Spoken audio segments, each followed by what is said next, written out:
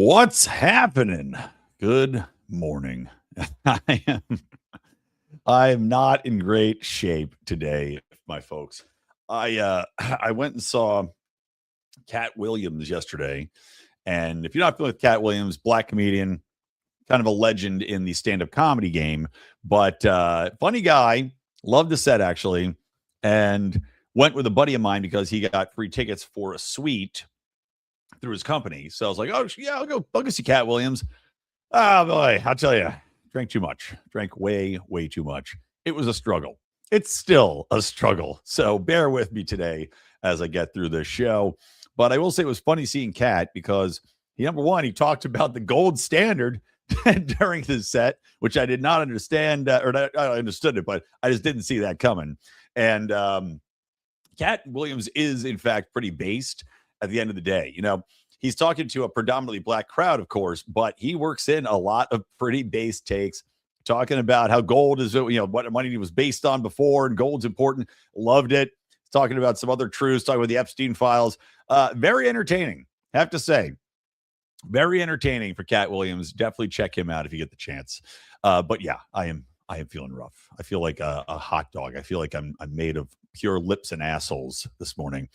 But I am here for you people, regardless, to talk about what's going on in our society here, talk about the ills of the day. And as such, I wanted to get into a talk about the social services that are so abundant, creating a massive amount of spending out of our federal budget and are leading to what I view as whether it's intentional or not, and I think intentional, the creation of an antisocial society that has no interest in taking part in civil culture and has basically evolved into a monolith which does not need to operate in the confines of society. So that's the primary thing we're going to talk about. We'll also talk about some Animal Farm results in the box office, which are very entertaining. And we'll talk about this massive fire that just broke out and under the 101 freeway here in Los Angeles and the causes of that. But first, before we get into that, remember, guys, hit subscribe. We've got fantastic shows here in the Lions of Liberty Network. Please hit that subscribe button. If you have not yet written a review, please write a review. And also buy my game, Woke Word Wars, available on Amazon. Great Father's Day gift. Fun for the whole family. And if you buy a game, please write a review for that as well. It does really help. We've sold a few hundred of these now. So there's like 11 reviews. Give us some reviews. Write them up, gang. All right. Thank you for that. Oh, I got heartburn too from last night. Terrible. Okay. So let's talk about the social services thing, because I was looking at this, the ongoing robberies that occur within, all these different bodega stores and small shops, massive retailers constantly being robbed, and you add on that the fact that the prosecutors in a lot of these big Democrat-run cities refuse to take these people aside, refuse to cuff them, refuse to do anything about it. I mean, here in Los Angeles, we have massive street takeovers by a certain section of the populace, which the cops do basically nothing about. This is, in my opinion, by design to degrade our society, especially when you look at the combination of mass migration. We'll talk about that too. This mass migration and these people that are been, shipped in, whether it's here, whether it's in Europe, who then get essentially handouts enabling them to live at a level that's above most Americans at this point, getting free services like healthcare, getting free checks from the government, getting free cell phones, getting food assistance.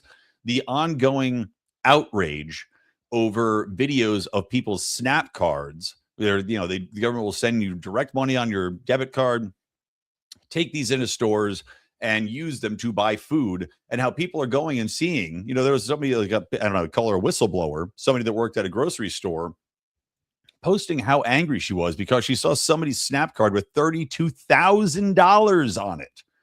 $32,000. Meanwhile, the average American goes to the store, can't afford to buy many groceries because of the absolute ridiculous inflation that was forced upon us during the COVID years and by continued government spending into debt, making our money less valuable every single second that goes by. But that part of it would be bad enough. right? If it was just the fact that the government is subsidizing people's lifestyles while just bending the rest of us over, taxing us out the ass, and in the meantime, as I said, running up the cost of living to such an extent, that would be one issue.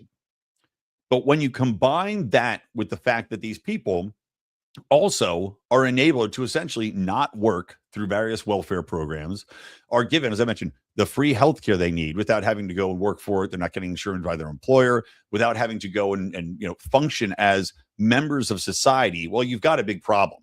And I think that this is by intent, because when you think about it, you've got an entire population which has been groomed and grown to know that, number one, they will be taken care of. You don't have to work. So working obviously forces you into becoming a member of society, because you're forced to abide by the rules of that society. AKA, you have to be, at least in some level, respectful of others in your society. You have to, refrain from random acts of violence, for instance. You have to refrain from random acts of theft, because you're going to go to jail. You're not going to get your paycheck. Your family's going to starve. Well, you don't have to worry about that now, because your family is already being taken care of by the government, as are you. And as I mentioned, when you have non-prosecutorial, attorney generals, then you have a society where these people have been taught you can operate by your own laws. You can operate by your own rules. And also, when you look at the creation of the areas these people live in, which again were created initially by Democrats, redlining these districts in, creating the ghettos. Well, now you have an entire population that is completely removed, culturally, civilly, in every manner of sense which we view a functioning society. These people have been taught you do not need to take part. And as you see, we're getting to the point where they are not taking part in our culture. They are not taking part in society, and they have no urge to. I mean, I'm standing back and I'm looking at, as I mentioned, like these street takeovers where massive hundreds and hundreds of people are taking part in lawless behavior, and there's no repercussions. They continuously do them. The robberies, you continuously see the robberies. You continuously see the violence. And these people just go about their day operating as though the world doesn't, owe them anything, or I should say the world owes them everything, and doesn't have to actually abide by the fact that their neighbors are being irreparably harmed by these actions. They've been taught that insurers will cover everything that's stolen. They've been taught that the government will function and send them the check no matter what they do. And so you're creating this absolute rift, a head-to-head rift, wherein half of the country simply goes, we're not Americans anymore. And I don't think that they view themselves as Americans, if I'm being perfectly honest. It's a subset. It is a subculture, which has now become so prevalent. And the government has paid these people so much money that you have a voting bloc, which also refuses to change and refuses to vote anybody in that's going to take that away. And it's a power base that's intentionally been created as a dependency, wherein Democrats especially know that they have a built-in voting bloc. Now, we talked about the redistricting, which gave these people a lot of voting power, and obviously was a built-in system to port something between 20 to 40 seats in the House to assure that these benefits will continue. You've got catering by politicians to these people, telling them, don't worry, we're going to take care of you no matter what. And I don't see how you can see that this is going to allow us to move forward as a country. I mean, we used to have a unified culture here that was taught, taught from fathers to sons, from mothers to daughters, and passed down. But of course, we also look at the fact that a lot of the people partaking in this secondary society are not coming from houses wherein families are a unit. And this is, again, emphasized by Democrats. Don't worry, you can be a proud single mother. The government will take care of you. Don't worry about being a father. The government will take care of your children. Fathers, don't worry about sticking around. It's not a big thing to be a father anymore. Go have a ton of children. Don't worry about any ramifications of that, because they will be housed. They will be fed. Don't worry about any sort of responsibilities you might have. Go live your life as a free radical and basically becoming a cancer on functioning society, because the government will allow you to live that lifestyle. I mean, it is completely effed up.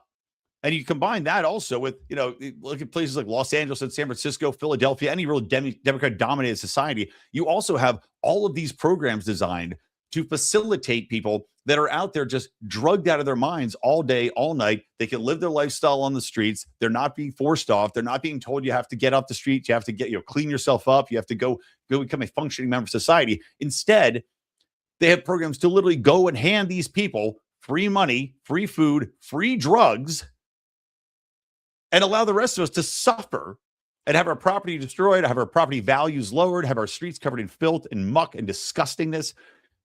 There seems to be no urge to stop. When I look at where the trajectory of America is headed, I just shake my head because, as I mentioned earlier, I don't see how we can go forward. I don't see how America can function unless they put a hard stop to this and we find some way to claw back these entitlement programs and force people to take part in society, to live by rules of civility once more. I mean, it's every time I see another program that they introduce, or every time I see Democrats fight back against, let's say, a restriction in SNAP benefits, right? And people were outraged, this counterculture, this secondary culture that exists, were furious that they couldn't go buy dog shit food with our money that's being funded by the government, that they have to now cook for themselves. I mean, I saw a video of some schlub woman, and this went viral, of course, just complaining on TikTok because she had to eat leftovers because her SNAP benefits were cut down just a little bit. And now, God forbid, she can't just order in whatever she wants to eat every single night, as the rest of us scrimp and save and eat leftovers. I mean, my family makes a good living. We eat leftovers a lot. I eat leftovers almost every day for lunch. It's either a sandwich or leftovers because, frankly, I can't afford to go out and buy a brand new delivery meal every single night of my life, every single meal of my life. But this fucking woman is out there complaining that she has to put something in a Tupperware. Go get a job.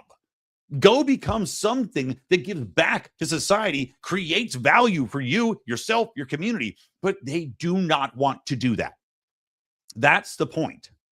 So many entitlements have been created now that these people do not have to function and refuse now to function. The amount of, the statistics coming out on the amount of people that are able-bodied, because they put SNAP requirements in that said, hey, you got to go do 20 hours of work at least if you're going to have to, get these benefits, or you have to do some sort of community service. And these people just go, no, I don't want to do that. I mean, there was another video I saw of a man complaining because now he has to go work. And he was outraged. He says, you know what? You guys are paying for me now. You can't just take it away. Why should I have to go work now? That's what I'm saying. These people are mad that they don't have to get it, or they don't get our benefits anymore. That they just don't get a handout for free anymore. And they're outraged about it because they do not want to take part in our society. They have been trained to think this way. They have been entitled. They have been gifted all of these benefits at the backs of our taxpaying consumers, and they do not want to become part of our culture anymore. That is a recipe for civil unrest. That is a recipe for ongoing violence. That is a recipe for an absolute schism in society, which cannot be solved without taking this shit away, clamping down, and just saying, get your ass to work. And I know the environment out there is hard to find jobs right now. Look, I know. But again, who are we blaming for that? There's one responsible party, and it's still the government, because they're creating an environment through regulations where you cannot create jobs, where you're getting taxed on everything you're doing, where you can't actually go out there, start a business, because you're dealing with tens of thousands of dollars in costs and red tape and delays and difficulties and people pushing back on you opening a business, and environmental studies, which you do here in California if you're trying to build anything. I mean, it's insane. It's insidious what these people have done to us. And by intent, like I said, by intent. Because creating this sub-society, which is tethered to you, and that if you promise them the world, that they will vote for you, no matter how ridiculous it is, because they're getting the ridiculous benefits. I mean, if you're the founding fathers and you said, okay, are you guys cool with 30% of the American population being completely dependent on the government, where you don't have to go to work, where you don't have to be part of society, where you don't have to give back, you don't have to build anything, you just simply are a leech taking all the time. And if you dare to try to take these away, you're responding with outrage and violence. I don't think that would have flied for a second. But that's the reality that we live in today. So fuck all of these social services. Fuck all of these programs. from everything from welfare to paid health care. All of it's got to go if we're actually going to do anything with society. If we're going to save these people. And that's really what it is. I'm sorry. These people they're living in a comfortable lifestyle for them, which is something where, yes, it's above the poverty line, right? Because we're giving them enough money that they don't have to work. They live in apartments. They have cell phones. They have television. They have cable. They have internet. They have all these benefits without having to work, but they're never, ever going to be aspirational. They're never going to create something that is going to be a net benefit for society because they're purely programmed to take at this point. That's not something that I'd wish on anybody. You can live your life in quote unquote comfort being a piece of shit, but that's not a life that I would want for my kids. I'll tell you that much. But these people are just used to it. And we all know the human condition will say for many, many people, it will just be to simply go as to the level of your comfort, to the level of satisfaction. Your basic needs are met. You can lie around being a wastrel, and that's all you're ever going to be. It's just honestly heartbreaking. It's absolutely heartbreaking. It is 1,000% the fault of government creating a sub-society, which is just a pure drain and honestly a danger for the rest of us. So there you go. There's my hungover opening rant on that. Okay, next thing I want to talk about here. So Animal Farm, the anti-capitalist piece of crap that was distributed by Angel Studios, which has completely ruined the reputation of that studio, ruined the reputation of everyone involved in it. Well, that has tanked at the box office predictably.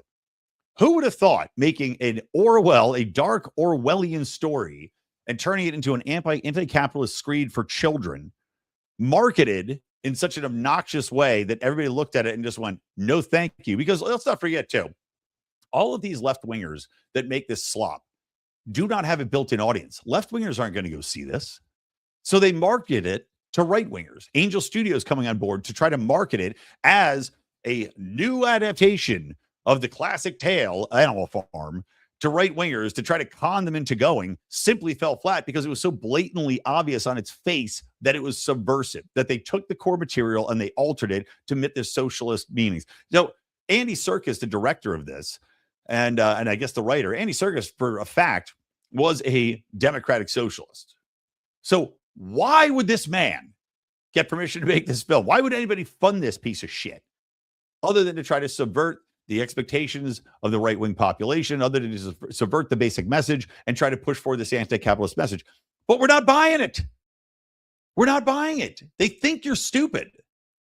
Well, the thing cost like $35 million. It pulled in something like 3.3 at the box office last time I checked, and that was opening weekend. And of course, what day was it released? May 1st. What a coincidence.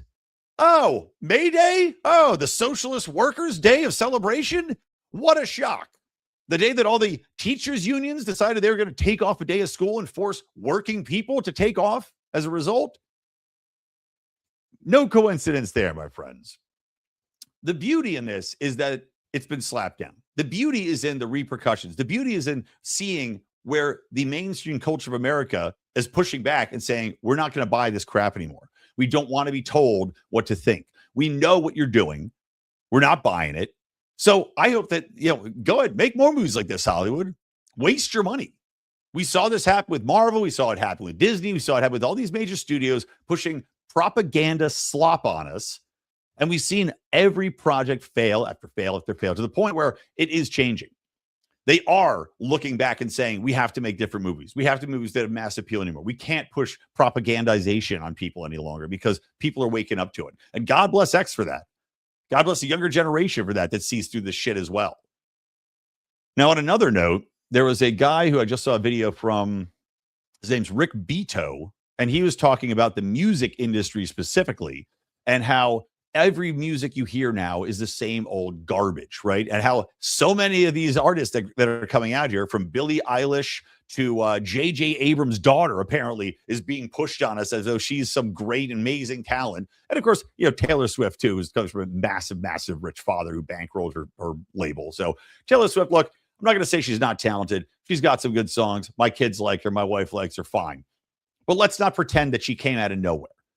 So Rick Beato, his point, this guy was like a longtime songwriter, studio musician, worked in the industry forever. His point that he was making in a video I was watching is that we don't realize just how much of this comes from highly placed entertainment elites, highly placed ultra rich people that now are just forcing this down our throats because you can do that now. Yeah, the industry was never perfect, but they did at one point in time actually try to seek out talent. And yes, they'd push that music through on us, right? They'd pay the radio stations to play it. The radio stations would push it out to us, and that's how we get our music back in the old days before the democratization of things like YouTube and, mp3.com. Now that's been bastardized because with the way in which algorithms work, the way in which paid promotions work, that assures you that if you have enough money, you will become popular on YouTube. I mean, it's a problem in podcasting. It's a problem in any entertainment genre that's online, really, because most of what you're being fed, and I know this from working in public relations too, you're not seeing organic growth in a lot of these things. It's very rare. Was it Paul? Oh, that guy's, I can't remember his name. But, essentially the story is a huge podcast now, political podcast, Patrick Bet-David. Patrick Bet-David is very open about the fact that he couldn't get traction for shit. So what he did was paid Mark Cuban like $50,000 to come on his show. And that then blew it up because Mark Cuban's a big name. People would watch the interview with Mark Cuban, and that's how he got where he's at. This is completely how everybody else is doing it. Every channel you're seeing blow up, all these podcasts, paid for either by paying celebrities to go on there or paying for views, paying for clicks. Going to the farms in India and spending enough tens of thousands of dollars to ratchet up your views to the point where then it'll start appearing more in organic search because it has enough weight behind it. So that's one of the issues of the entertainment industry. The other thing, and I'd tweeted this out, excuse me, the other problem is that, it's not just about the slop that they're putting out and the fact that it's being bankrolled by these very specific people in these elite circles, but it's also the fact that the entertainment industry is an incestuous pile. I mean, you're talking about people with money that have been working in the biz forever, that give jobs to their children, that give jobs to their nephews and nieces. I mean, if you look at all the actors in Hollywood and look at their lineage, you'd be shocked at just how much of them are connected in, a 6 degrees of Kevin Bacon, usually 2 degrees of Kevin Bacon, let's say, back to somebody very rich and powerful. Hollywood is a closed door to the common man. You used to be able to get in. You used to be able to get a job in the mailroom. You used to be able to get an internship. You used to be able to send your script to somebody, and they'd actually have people that would read it and look for talent. But of course, that also got erased. Why? Oh, because they had to push diversity and inclusion. But the people pushing diversity and inclusion, which is basically, by the way, ostracizing all your white male writers from any form of entertainment at this point in time, these people have so much money. They got where they are because they applied their privilege. And of course, many, many, many of them are very white. So that liberal guilt gets into play. And now they say, well, we're not going to push other white people because I feel guilty because I'm white and I bought my way in, or my uncle gave me this job. So now I feel bad. So you know what? I'm going to use my power and my privilege now to turn it around and force feed in, 15% of the population who now is going to create all of our content. 15% of the population, because we're only hiring the diverse underclassed minorities, and we're going to boost them up.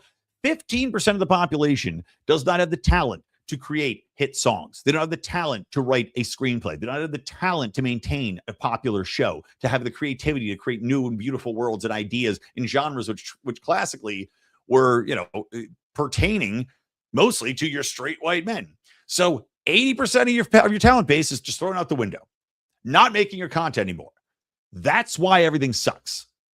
Okay? You can have diversity in your writing group. You can have women, you can have your gays, you can have your trans, you can have black people and Asian people and Hispanics, whatever you want. You can have that in there, but not at the cost of eliminating the entire rest of the talent base. Now, whether that's going to get fixed or not, I don't know. I'm talking about these studios having to change course. I pray to God that means we're going to start hiring people again that actually have talent and know what they're doing, that happen to be a melatonin level that was unpalatable to us because of our white guilt. I don't know how quickly this is going to change, but it has to change if this industry is going to succeed and go forward. I mean, you're seeing a massive collapse here in Hollywood. Something like 80% of the workers here in Hollywood who moved here and have been doing this job forever are sitting around twiddling their thumbs because not only is this, this waste of talent just sitting around because they're not getting hired anymore, but also, once again, government regulation comes into play. The costs of hiring these people, the union groups that are involved, the government's taxing and feeing people to shoot here, the fees they put on everything. It is a death spiral that the entertainment industry is in. And, thank God people like Rick Beto, and this guy, I'm going to guess he's 60 years old, white guy, more people are speaking out about it. And that's what we have to have happen. You cannot be afraid that you're not going to get hired for something anymore, because guess what? You aren't going to get hired anyway. They're refusing to employ you because of the color of your skin or where you came from. That has to change. And the repercussions are simply, they have to be taken in. Maybe Rick Beto won't get hired anymore because people will be pissed at him, but at least he's taken a bullet so that a next generation of people that are fantastic, talented, creative people might get a shot. And the rest of us don't have to simply be spoon-fed piles of dog shit because of guilt from the elites that are currently running this incestuous fuckfest. Just gross. Okay. Last thing I wanted to get into here, guys, is that I was looking at a story that broke. And this just happened. This is the 101 freeway in Los Angeles, which is one of our major freeways. It connects the Valley area and kind of northeastern areas to the coastal cities. It is a main thoroughfare. Hundreds of thousands of people use it a day. Well, guess what? There was a big fire that broke out in a tunnel that ran under the freeway. Now, this tunnel was in a camp for homeless people, which, of course, here in California, you can't get these homeless people out. They keep saying we're going to solve the problem. They're spending billions of dollars on it. But as we know, the billions they're spending are not actually doing anything. They're, in fact, attracting more homeless because they're creating that sub-society where they're giving them drugs, giving them food, giving them health care, giving them debit cards. You name it, you got it. They're not moving these people along. They're not giving them help. They're not forcing them out of tunnels under the freeway or even off the streets, I'll have you know. So this homeless encampment catches on fire.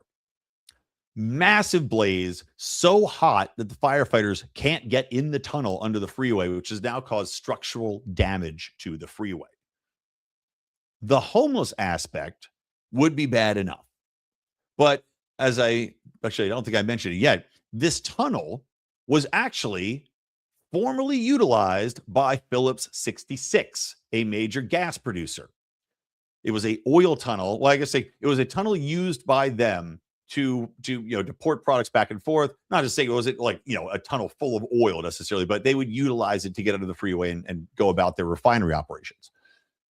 The fact that this tunnel was available for the homeless is 1,000% the responsibility of the government, because the government in California under Gavin Newsom and climate Nazis had made such onerous regulations and restrictions and taxes on refineries under the guise of fighting climate change. And you'll recall, Gavin Newsom would go on TV and he'd blame these greedy manufacturers and these awful polluters for everything they were doing. Well, what ended up happening? Predictably, Chevron, another major manufacturer, closed one of its major plants down, costing 5,000 jobs regionally. Phillips 66 decided, we're not staying here in California. Why are we going to stay here? Even though it's a benefit for us, it's right on the coast. We'll create oil for California, which now, by the way, get all our oil from Iran, ironically, which is why we're going to run out of oil soon because of the Strait of Hormuz being blocked. So we're going to leave. See you later. We're going to move to Texas. We're going to move to, any other place that'll take us that's not going to simply abuse us time and time again. Not only dragging our names through the mud publicly, but also levying us with so many fines and regulations that it's almost impossible to do business. So they leave. The government of California doesn't do anything about these tunnels, these abandoned tunnels now that were fully used in 2025. They let the homeless move in. The homeless then fill it with garbage, refuse, drugs, human waste. And now you've got your 5-alarm fire. And now we've got a freeway shut down for God knows how long, meaning that people are not going to be able to get to work. They're not going to be able to see loved ones. They're not going to be able to travel. They're basically trapping us because of their own malfeasance in governance, because of their, this climate cult madness, to drive out people producing the thing that everybody uses all the time, the cheapest form of energy, and which all commerce depends on at this point in time and will continue to depend on for the foreseeable future, because they have to force these people out. And then on top of that, they do not have the guts, they don't have the will, and frankly, they have no interest in doing this. And the homeless industrial complex is its own demon. There's a reason they're not cleaning this up. It's because all of the NGOs get money from the governments of California to operate. And these are all operated by their cronies. Half of them are by people that were formerly in California governments. Half of them are by friends and family. The amount of fraud and waste is so rampant in California with this homeless industrial complex, which is why they'll never solve the problem. It's also a convenient thing to look at and say, we're going to solve it. Isn't this disgusting? It's a good distractor for people away from how much they're being taxed to death here. Because, well, when you drive down the streets, you see homeless people taking shits on the side of the road. It's a big problem. It's a very visual problem and a convenience for them to have. But this entire thing is the fault of the California government. It is one of the worst run states that I've ever seen in my life. And you've got Spencer Pratt out there, former reality star, who I am going to, well, actually, I can't vote for him because I'm not in LA County. I'm like right outside of it. But he's running on a platform of get rid of the regulations, get rid of the homeless, start enforcing the laws, make LA great again, get it back to where it was beautiful and people could actually do business here. He wants to eliminate all the taxes on the film industry to try to get that back in place. He has a good plan. But it takes a goofball reality star who, by the way, his house burned down in the Palisades fire, another fire that was 1,000% the responsibility of the government in California because the reservoir that's supposed to be there for the firefighters to use was completely empty and left empty for a year. A year. The only source of water for that entire region where there were fire in a fire season where it's dry brush everywhere for a year was left open by some bitch that was getting paid $500,000 a year and, of course, is a crony friend of one of the California government members. It's unbelievable. The government in California, honestly, everybody in that government should be put in shackles, marched off to the gulag. It's the only way to solve it. But they're not. Why are they not? Half of that's because brainwashed liberals watching MSNBC who believe our media are completely corrupt Los Angeles / California media, which is all liberal dominated, that pushes one narrative only, which is boost up Democrats. And of course, what's the other aspect? You might remember me talking about it earlier. Yes, that's right. California has one of the largest subcultures of people that do not have to partake in our civil society because they are getting money from the government to do everything and anything. They have no comeuppance. They have all the payouts, none of the cost, none of the repercussions. And they know that. And the California governance knows that these people will come out and vote for them, no matter how shitty a job they do. All right, that'll wrap it up. Pretty good for having half my brain melted from seeing Cat Williams and drinking too much last night. All right, that's going to do it for me, guys. Thank you so much for watching. Appreciate you. Again, please hit subscribe. Buy Woke Word Wars. You'll love it. It's a fun game. That's it. From me, Brian McWilliams, from the Lions of Liberty Network, and from Mean Age Daydream. Keep those electric eyes on me, babe. And keep that ray gun to my head. I will talk to you later after I take some Excedrin.